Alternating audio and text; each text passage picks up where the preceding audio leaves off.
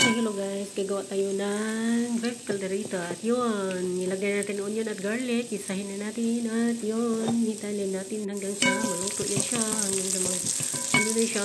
So, yan at yun, ilagay natin ang ating carrot at saka potato. Yan. So, at yun ang niluluto natin carrot guys, yun. At saka potato. At yun, nagluto na din ako ng ano guys, naglata ako ng ano na, beef, yung, diba? Malambot na yung beef natin, diba? Ilagay na din dito sa ano, sa carrot at potato.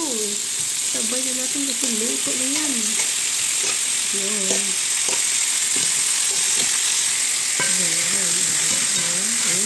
Haluin na natin siya at yun, ilagay na natin ang ating beef stock yung galing sa ating nilagang baka. Ayan. Tapos guys, ayun, ukay-ukayin mo lang siya.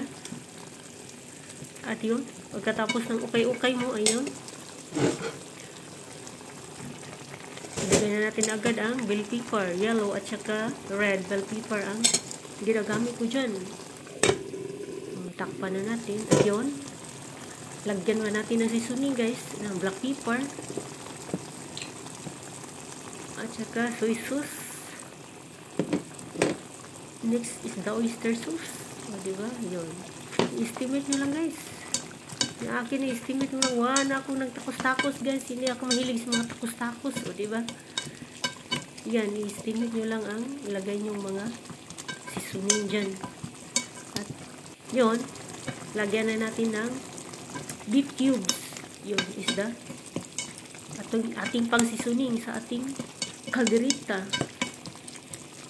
Yun, takpan na natin guys para maluto.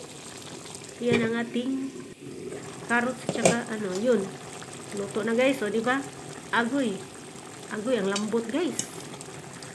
Yun, malambot na guys. At yun, next natin ilagay guys is the tomato sauce. Is a pure tomato sauce yan guys. Medyo masim-masim yan siya guys. Kasi pure yan siya.